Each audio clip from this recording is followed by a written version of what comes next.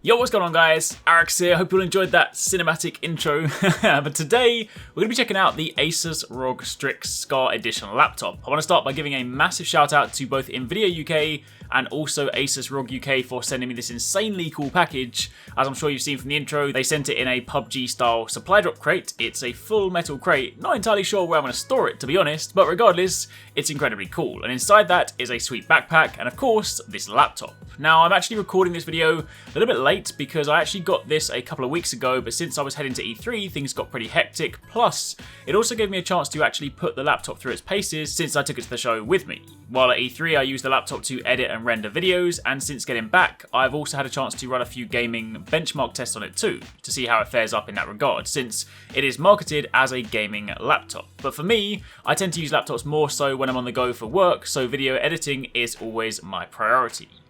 Now, if you want to take a look at the laptop yourself on their website, I've left a link to the product page down below, but let's dive a little bit deeper and see what this thing has to offer. Of course, if you do enjoy this video, then a like would be super appreciated, and be sure to comment down below, let me know what you think, or if you have any questions. Now, to begin with, let's start by talking about the specs. What do we have under the hood of this machine?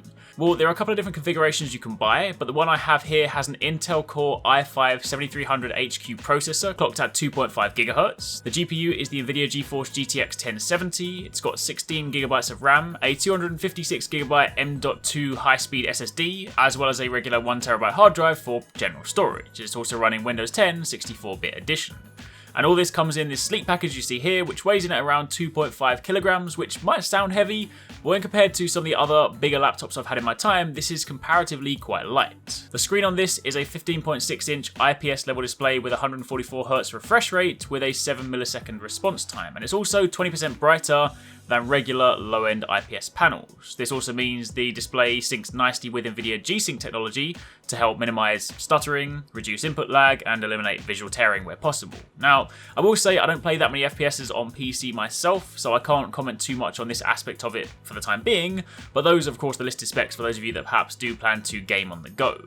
As mentioned, for me this is definitely my editing beast for when I'm travelling, but the brighter screen is definitely a welcome touch, especially when I'm editing anything shot from my camera, since it's handy when I come to colour grade. But anyway, moving on to the outside, it has a really nice desktop-like keyboard layout, meaning you have a full numpad on the side alongside your complete keyboard layout. I will say I'm not a huge fan of the keys myself, but that's not really a complaint against the laptop specifically, more so all laptops in general. I personally use a mechanical keyboard at home. I like the super clicky feedback you get from that, and that's obviously not something you can get on a laptop unless you want it to be like 3 inches thick. Generally speaking, when traveling, I bring keyboards with me, but for general on-the-go usage, it's fine to use, it's just not my personal preference. As for your ports, on the left side you have your power ports, Ethernet, MDP 1.2, HDMI 2.0, 2 USB 3.1 ports, and a 3.5mm audio jack. Then on the right side you have a Kensington lock, 2 more USB 3.1 ports, a USB-C or a Thunderbolt 3 port, and a 2-in-1 card reader. So on the port front, this is fantastic. I'm used to laptops having 3 USB ports, so I tend to bring along a USB dongle that lets me plug more devices in, but this is really nice, and the USB-C is really handy, and actually something I'm using more now, given that I carry around a couple of USB-C SSDs for fast transfers.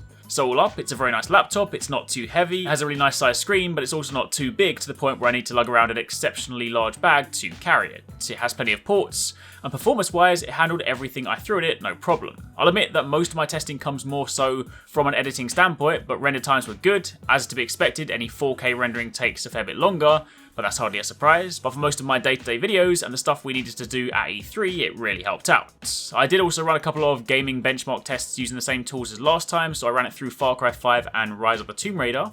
Far Cry 5 came out with a minimum frame rate of 61 and a maximum of 92 on ultra graphics setting, which averages out at 78 FPS.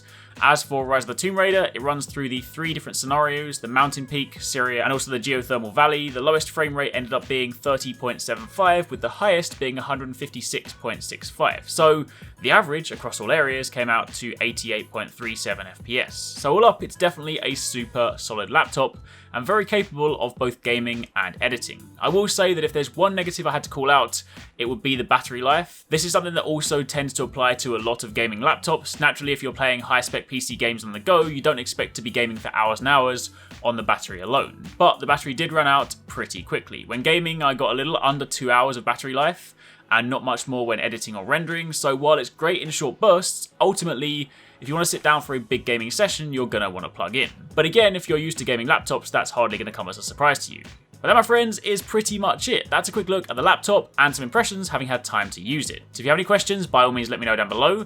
Again, a massive shout out to both NVIDIA UK and ASUS ROG UK for kindly sending this my way, and thanks very much for watching. Take it easy, catch you next time, peace out.